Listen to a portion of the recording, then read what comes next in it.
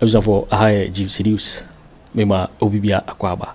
Latest hot enkwa eramede bremo na ansana ensebni nyina beba no. So when you subscribe ya bomori ya se obe subscribe na wa like video no, give us a thumbs up na fi share ma wo foforo so na when you be here na wo ensemo ekoso ewo Ghana memo afi yenhwe eye ensemo abeto yepono so inti eye sankobo ya ekoso mama yenti. And then they are complaining about electoral violence.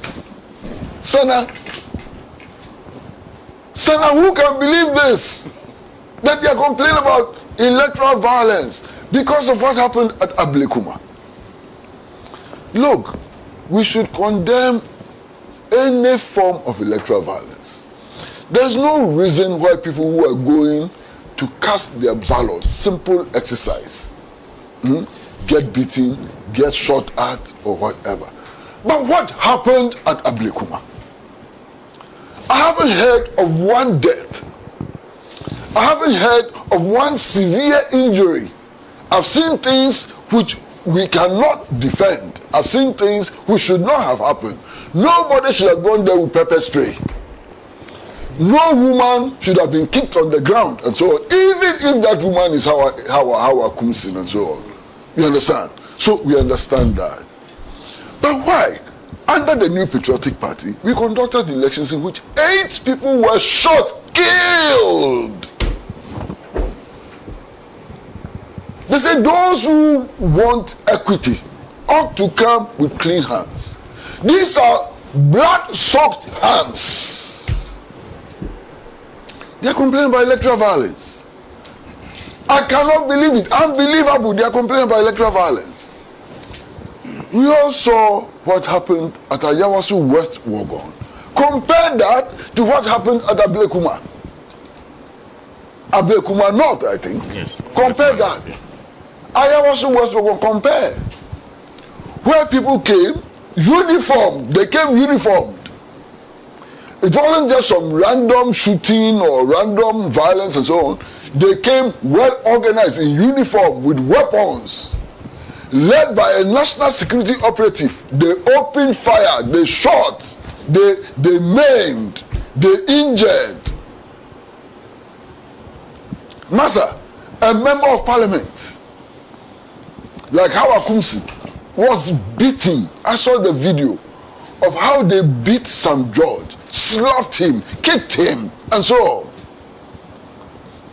Why? These people, they think that we have short memories or what? I mean, what's wrong with these people? The government set up a short committee which had some of the most distinguished citizens of our country as members. Henrietta Mensah Bonsu, Supreme Court judge, was a member.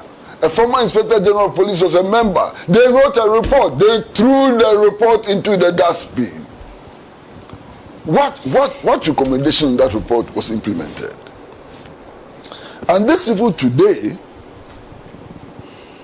in their effort to court public sympathy, are saying that they are boycotting the mid-year review of the budget to focus attention on electoral violence. Who will believe you? Where's your credibility? And so on. So this quality of leadership is a problem. They can elect whoever they can elect if they want. It does appear that the fight for the flag bearership of the New Patriotic Party has begun in earnest. And indeed, all you have to do is to drive around the country. And if you drive around the country, the message is clear. And you drive on the ring road and you see a tall story building branded by Kwabena Agyapong. And the branding is not cheap. It's not cheap at all. I mean, I've seen a billboard of Dr. Yao Editrum. It's huge and colorful. And obviously, quite expensive. So the billboards tell the story. The branding of buildings tell the story. And part of the story is that this contest for the presidential candidature of the New Patriotic Party is going to be a very expensive one. It's going to be so very expensive that, as some say, it will beggar belief. Is that not how they say it? Yeah. So those are some of the signs that I'm seeing. Now, as we speak, the names which have come up confirmed as participants in this contest are also extremely interesting. First, there's Dr. Alhaji Mahamadu Bawumia, and it is clear that he wants to contest to become the presidential candidate of the New Patriotic Party. Clear, no doubt at all about it. Many things have happened to confirm that.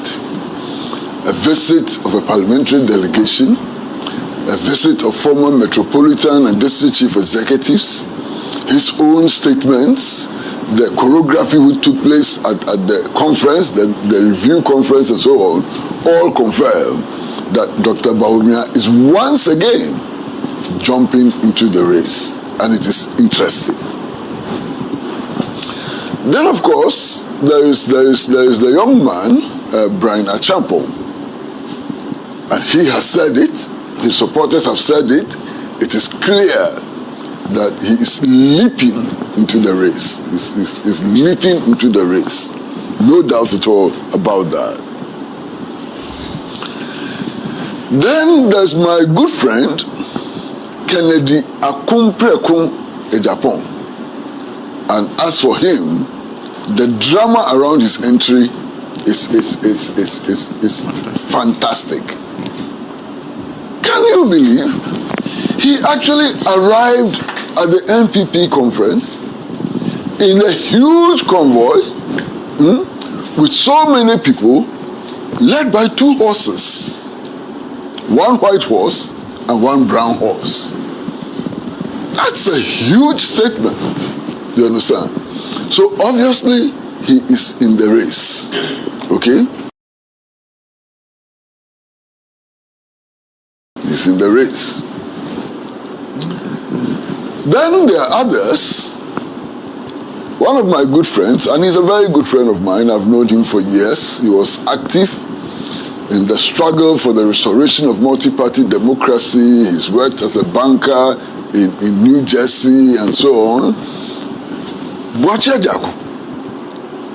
Obviously, Boakye Agyarko is in the race. There's no doubt at all that he's in this race for the presidential candidature of the New Patriotic Party.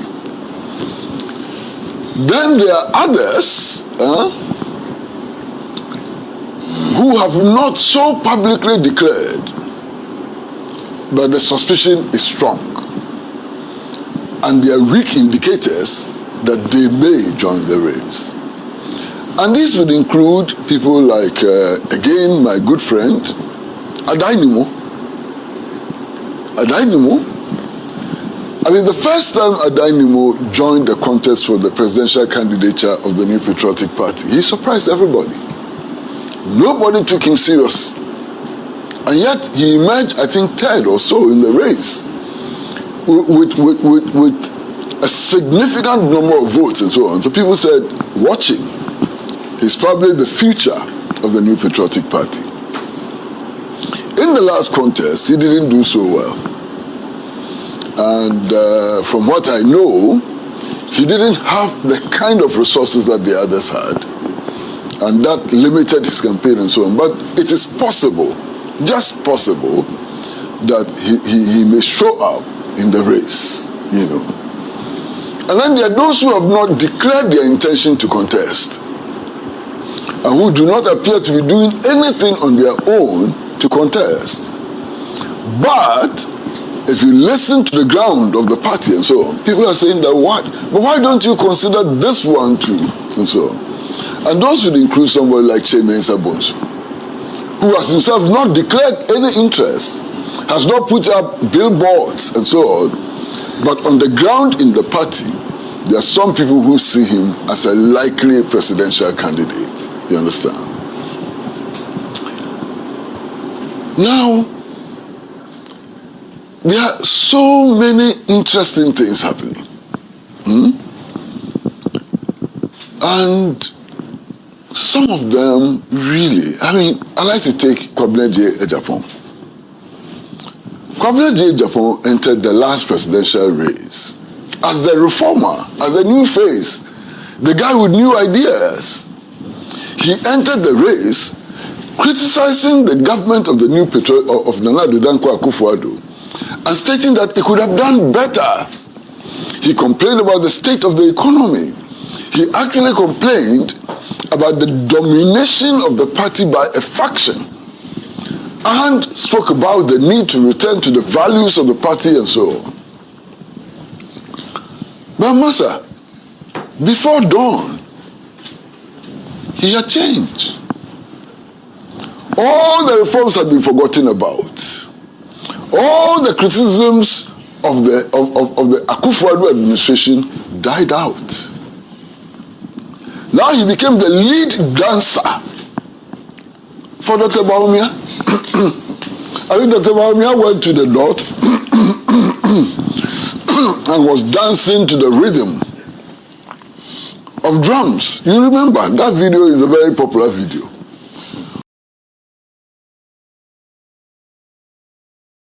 Who was leading Dr. Bawumia in the dance, shaking his waist and so on? Kwabena Agyapong.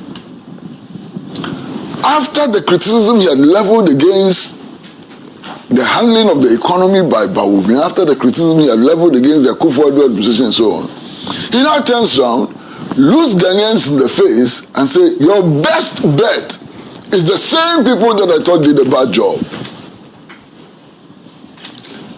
My goodness, my good friend Kwabena, my good friend Kwabena, what are you telling us?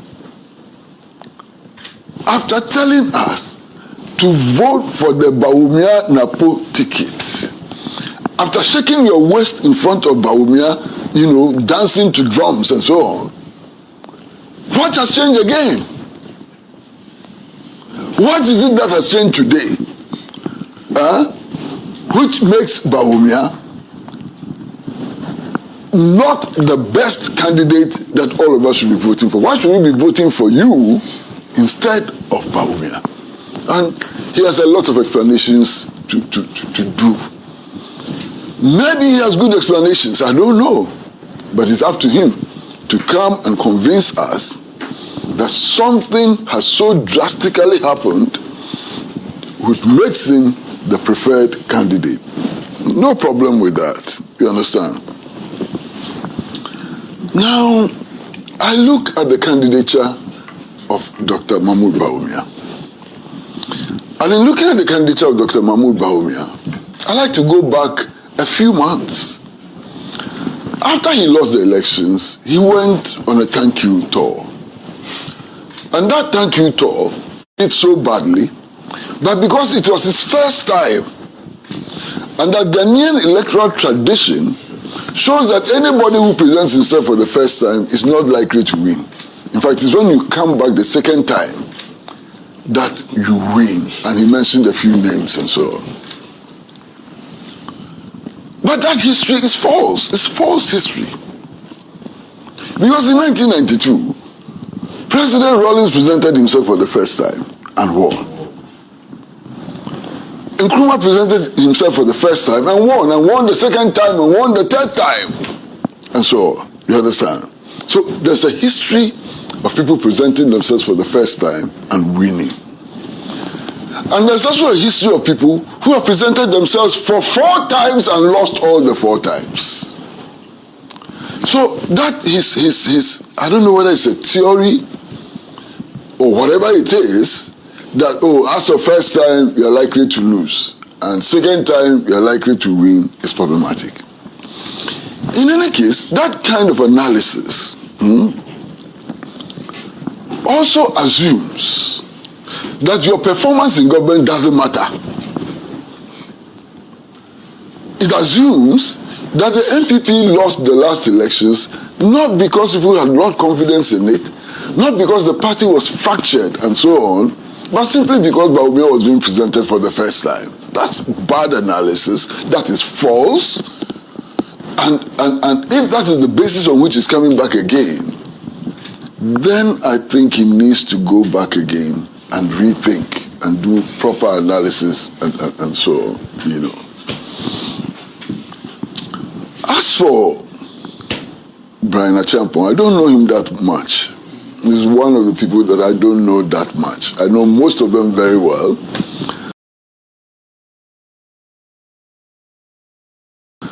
Most of them are friends of mine and so on. But Brian, I don't know that well. I only know him as Minister for Agriculture in the dying moments. Okay? And to be honest with you, that ministry didn't do well at all under Akufo Addo. I mean, just look at the figures. Look at how much food we import into the country. Okay? And come to think of it, we launched a program costing us millions and designated that program as planting for food and jobs. Okay? And yet, we were importing tomatoes from Burkina Faso which had no program like planting for food and jobs. We were importing onions from Niger. It wasn't embarking on a program called planting for food and jobs and so on. We are importing plantain from La Côte d'Ivoire and so on. I mean, and if you look at the rising food prices and so on, there was a problem. You know, rising food prices, there was a problem. I mean, in a matter of 4 years, the price of kinky jumped from 50 pesos per ball, 50 pesos, not cedis, bam, to 5 cedis per ball. When people started complaining about the increasing prices of foodstuffs and so on, what happened? They told us that the problem was that the market women had become vampires. They were sucking the blood out of us and so on, and they were going to organize something different to make prices cheaper. So they organized a few trucks, went into the villages and so on, brought some plantain to the ministries, and sold it at knockdown prices for a few weeks. Matter die. We went back to the high prices of foodstuffs and so on. So that ministry didn't do well. But you see, it is difficult to blame Kwabena Agyapong solely for the mess in agriculture, because his stint at the Ministry of Agriculture was short. And perhaps the problem should have been caused before he came there and so on. So I'm ready, you know, to make excuses for him and so on. But he has to show his mettle. He hasn't shown his mettle. You know, he's a newcomer. I don't see the mettle that he's showing in this game and so on. Now, the other interesting candidate is obviously Kennedy Agyapong. His performance in the last presidential race was surprising. There's so many people who didn't give him a dog's chance. But he fought. And actually, at some stage, he was the candidate of choice for the party. In spite of the fact that there were many people who said that his temperament and so on was not presidential. But he appeared to have done fairly well in the race. And I think that is what encourages him, that if he were to put up a fight, now that Bawumia had shown his true level and so on, he may do better. But that's for the party to decide. The party has to decide whether of all the candidates they have, their best bet is Kennedy Agyapong. That's their business, you understand? Now, if you come to somebody like Boakye Agyarko, I mean, I've had conversations with many party people, you know, who have said that he's a fine gentleman, he has ideas, his comportment is excellent and so on, but they don't see him as their presidential candidate. And that if he were to opt for national chairman of the party, no doubt they will all rally around him. Indeed, there's a video of him going to one of the constituencies and speaking to party members, you know. And in the middle of his speech, they went into a chant, party chairman, next party chairman, next party chairman, and so on. But it's also becoming obvious that Boakye Agyarko is not interested in becoming national chairman of the party. And that he also went to wear the tag of a presidential candidate. Why? I don't know. But it is obvious that he's in the race, he intends to be in the race, and he's going to fight and struggle to become the presidential candidate of the New Patriotic Party. There's one thing which may go for him. And that one thing is his ability to stick to principle. Because you see, he never turned round to eat back his words. And he has remained consistent in the campaign to become the presidential candidate of the New Patriotic Party. He continues with his criticism of the Akufo Addo regime. He continues with his criticism of the horrible performance of that regime in the area of the economy and so on. Has never eaten back his words. So he's beginning to sound more like a man of principle and so on. But you see, these elections sometimes are not about principle. Thank you. These elections sometimes are simply about the size of your pocket. And so far, based on his past performance and so on, it doesn't appear that his pocket is fat and deep enough.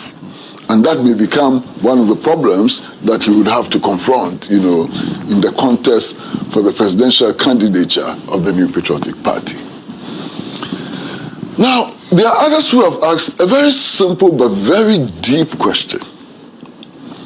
Those who are fighting to become presidential candidate of the New Patriotic Party, what is the state of the party? Is the party a competent vehicle for making anybody president at this time? Is the party not defective? These are questions which are being asked. Now, when these questions are asked, they give very interesting answers.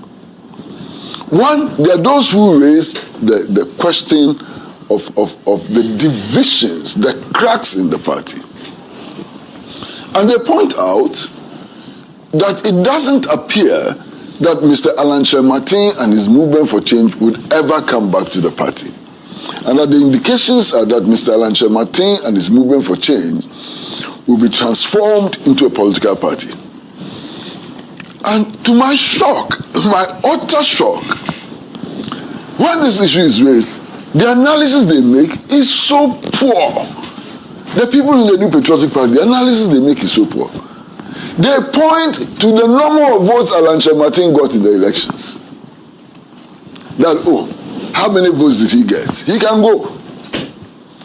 But this is poverty of analysis. You see, in doing an analysis of the impact that Mr. Kyeremanteng made, or his exit made in the elections, you don't look at the votes he got alone. You look at the total votes you lost. You look at the votes he got, okay, but you look at the votes you got. Because it may have led to a situation where people decided not to vote for you and not to vote for Mr. Kyeremanteng. Those votes will not be counted as Mr. Kyeremanteng's votes, but they are important votes to take into account. You understand what I'm saying? There are so many other things that you ought to examine. Are there policy failures which led to your defeat? And if there are policy failures which led to your defeat, is it possible that Alan Kyeremanteng could be offering better alternatives in terms of policy and so on, which would eventually attract people to his camp? It is possible that in the last election, he may not have had sufficient time to explain his policies. He may not have had sufficient time to demonstrate that his policies will work and so on. Now he has 4 years to do that. Could that bring about some change? Yes, that could bring about some change. So focusing attention on the number of votes he got alone is poor analysis. It is pedestrian and so on. So you need to take account of that and many other things, okay? One of the areas where the New Patriotic Party lost the most of its votes appeared to be Ashanti. What were the factors which led to that?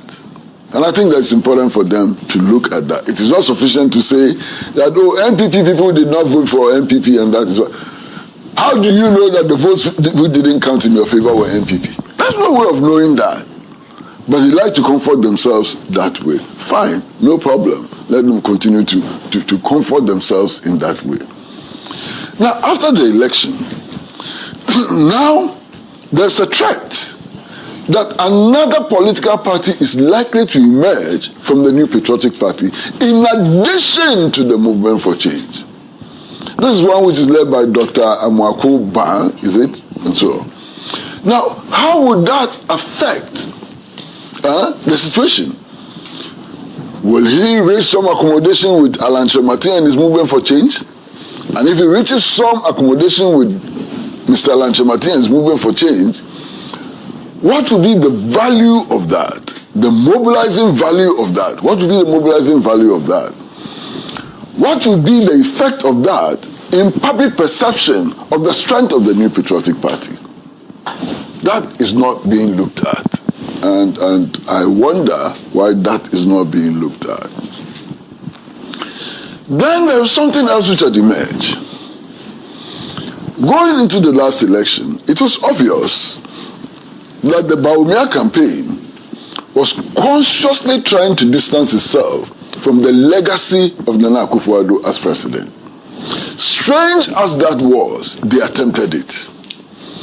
But you see, anytime they pushed that agenda and there was a pushback from the Akufo Addo camp, they came back and said, no, we are not saying that he didn't do well, he did very well and so on. So the messaging wasn't clear. Okay. Now at this stage, it is clear that a lot of the people in the party are emboldened to speak out against what Nana Akufo Addo represented for the party, how the performance of that party affected, was dictated by the performance of the Akufo Addo government and so on. People are beginning to talk about that and so on. So there's an entirely new situation.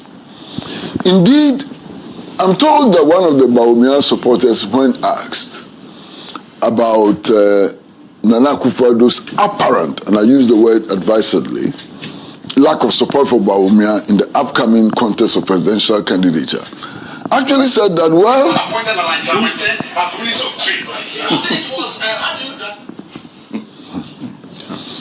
actually said that they can do without the support of Nana Akufo Addo. That's a new dimension. It is the first time that anybody from the Bawumia camp has publicly stated that they can do without the support of Nana Akufo Addo. What does that mean for the Bawumia campaign? What does that mean for the party and so on?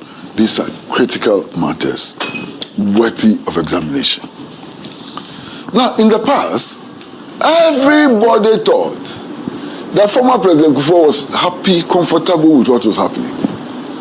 Today, he has come out to say that he had been sidelined in the party, and has actually, at the inauguration of their ideological institute, made statement to the effect that the party had diverted or moved away from its core principles. And so, this is President Akufo.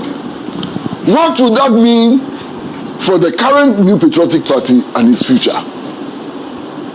How can they integrate fully into their campaign and so on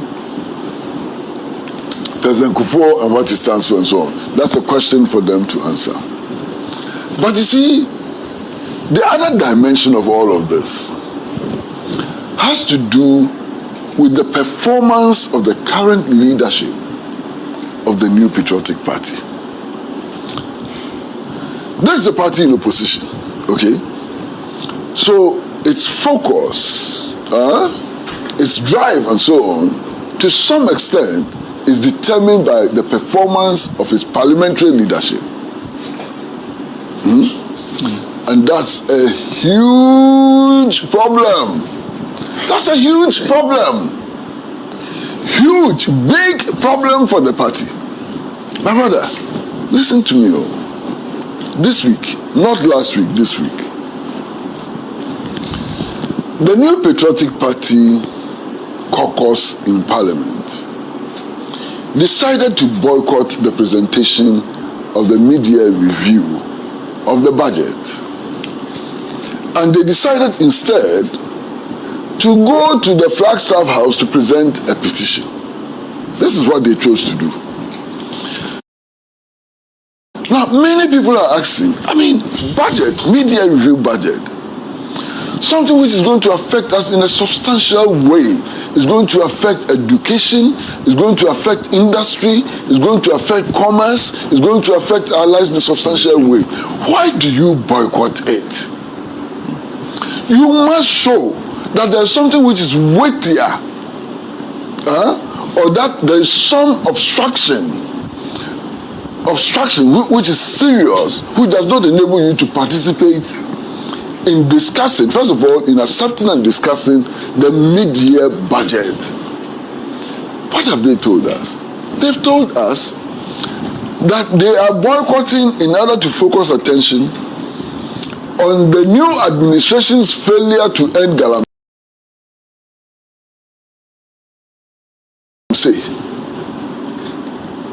and electoral violence. Master, I am dizzy.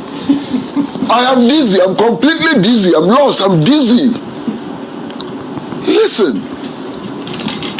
Before the New Patriotic Party came into power, before Nana Addo and Akufo Addo became president, the problem of galamsey existed. It was getting worse and so on. To the extent that Nana Akufo Addo told us that he was ready to even sacrifice his presidency, to put his presidency online in the fight against galamsey. At the end of 8 years, the situation has become worse. We are told that cocoa is the mainstay of the Ghanaian economy. 50% of cocoa production has been lost as a result of galamsey. 50% of cocoa production. All our waters have been seriously polluted. The Ghana Water Company is complaining that even in some places, the quality of the water cannot be improved. Its treatment plants cannot make the water consumable, and so on. Why? We are at a point where we have in our hands, in the public domain, the Dr. Frimpong Boateng report, and so on. Now listen, you were in power for 8 long years, 8 long uninterrupted years. You didn't solve the problem of galamsey. In fact, it became worse. They are your party leaders who were caught on tape saying that galamsey could become a source for party financing and so on. There's a new administration which is not even 7 months old. And we are blaming that administration for not solving the problem of galamsey. My goodness. Unbelievable. You are blaming the administration which is not even 7 months old. Who will take you serious? Who in his right mind will take you serious?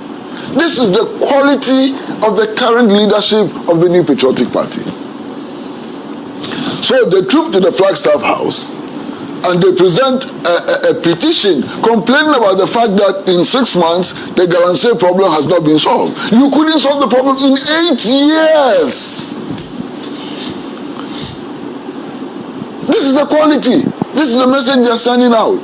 And then they are complaining about electoral violence. Sana, who can believe this? That they are complaining about electoral violence because of what happened at Ablekuma. Look, we should condemn any form of electoral violence. There's no reason why people who are going to cast their ballot, simple exercise, get beaten, get shot at, or whatever. But what happened at Ablekuma? I haven't heard of one death.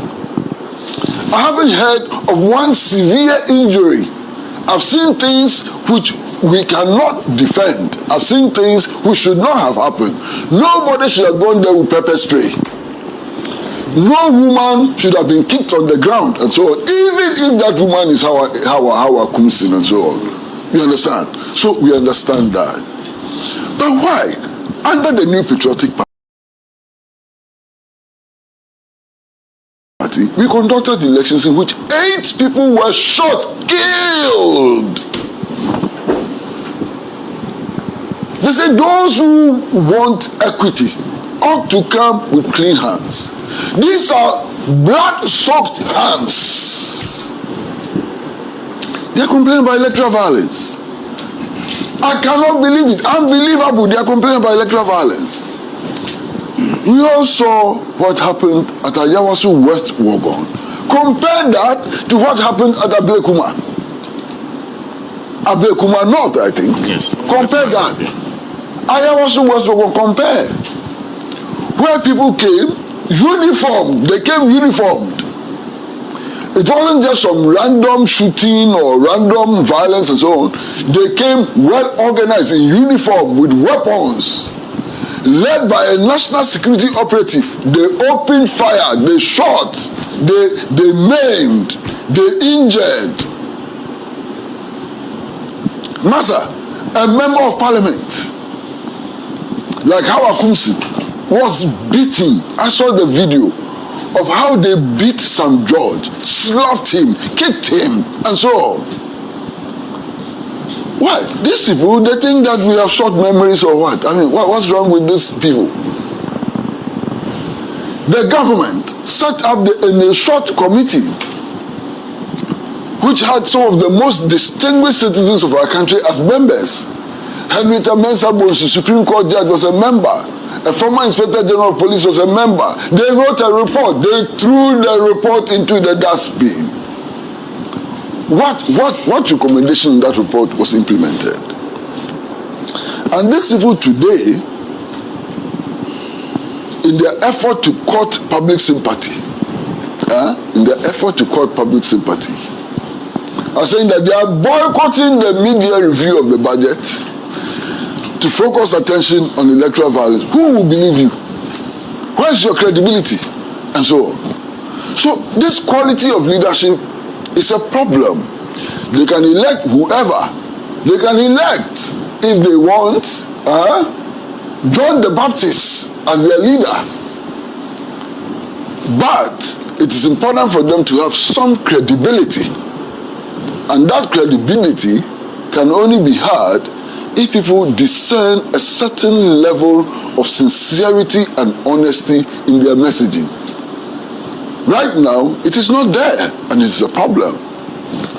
You see, within their own ranks, there are also some serious problems which need attention.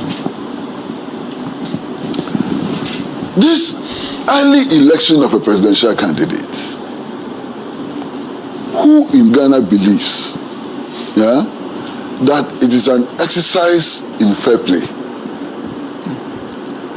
Why? They themselves know that it is part of the choreography to reinstall Bawumia as a presidential candidate. It's obvious. You've gone to an election, you've performed so very badly and so on. You set up a microcare committee which has brought a report which you say will form the basis for the review of the constitution and practice of the party in order to deal with the hydra-headed problems which led to your massive defeat. That's what you are saying. Now, at the same time, you are saying that, as Mujib said, that you will not allow anybody to read that report.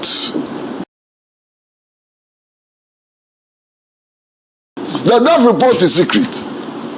Now, if that report is secret, who reorganizes the party? Who resets the party?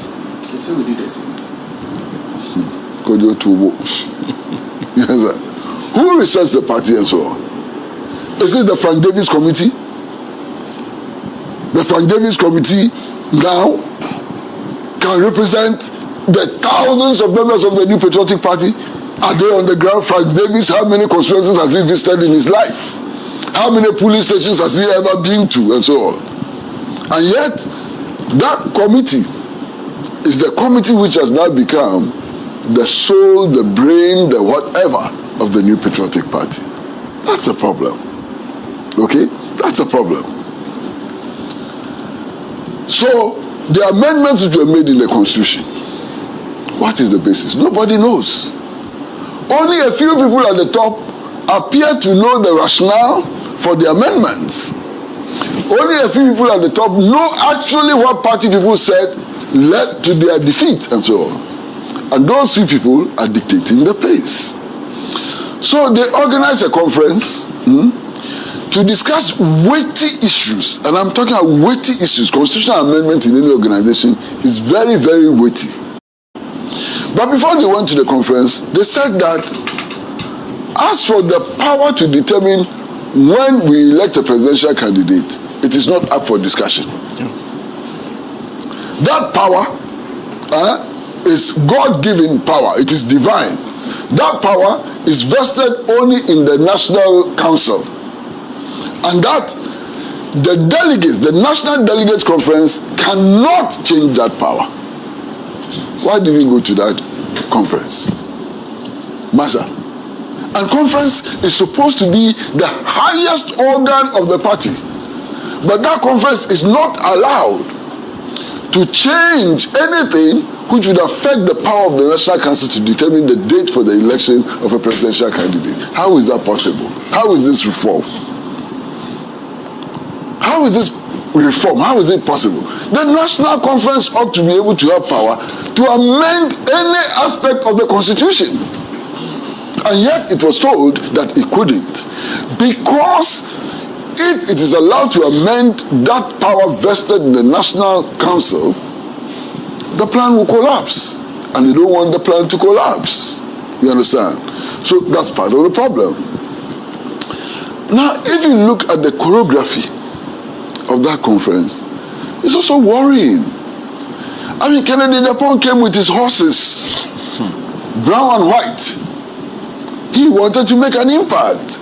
He wanted to enter the grounds. He wanted the supporters to cheer. He said, no, go back with your horses. You will not be allowed to enjoy the cheers of your supporters. And they prevented him. Okay? I'm told that Brian Achampong also came well prepared, to catch the eye of the delegates and so on. They didn't allow him. Then they arranged, the choreography was such that Bawumia sat far away from the dais. Far away from the dais. So he had an opportunity to wear his white, with his wife also in white, arm in arm like a wedding couple, and strode across the turf, all the way to the dais, waving to the crowd and so on. I mean, are we children? This is choreography. Choreography with an intention. It is obvious. They say that, look, he's a former vice president, immediate past presidential candidate. He has to speak at the Congress. Agreed. Agreed. Nobody is challenging that. But did he have to walk all this length with his wife in tow and so on, waving to crowds before he delivered the address? The choreography was intentional. It was not by accident. It was clearly intentional, and it has annoyed many, many people and raised questions of the impartiality, of those at the helm of affairs today. And it's because those at the helm of affairs today demonstrated that impartiality in the last contest. That is one of the reasons why it became imperative to organize elections to elect national officers and so on before the election of the flag bearer. Because those people there now, everybody knows what they want. They all trooped to Bawumia's house before the last election to go and pledge allegiance. All of them, or most of them, and so on. So their stand is known. So the refusal or the deliberate attempt to postpone that election is also seen as part of the effort to ensure that willy-nilly their candidate emerges as the presidential candidate. What they have forgotten, which is sad, is the fact that yes, your candidate can emerge as the presidential candidate, but he can perform so very badly in the elections. And that's what they have not realized. And it appears to me that they don't care. They don't care whether they lose the election or they win. For as long as their candidate is there and they can submit budgets for organizing campaign and rallies, fine. They don't have a problem. Budget, they can submit budgets all the time. Budget for campaign, budget for thank you tour and so on. There's one thing which for me is striking, Senna, is this. This NPP leadership has established the fact that even losers in an election can also go around to thank. Yeah. You know, can thank people for not voting for you. And so they have established that, you know, as a principle more or less. And yet, when they organized their delegates congress, they were saying that only the man who won the election can go around the stadium to thank supporters for voting for him. What about those who lost? You lost. You went around the country thanking people. Not so. So why can't Kennedy Agyapong, who lost, also go around the stadium thanking his supporters? Does it make sense to you? You lost. You went as far as to London, UK, to go and thank supporters for losing. But when it comes to Accra and you're organizing a conference at the Legon Stadium, those who lost are not allowed to go and thank their supporters.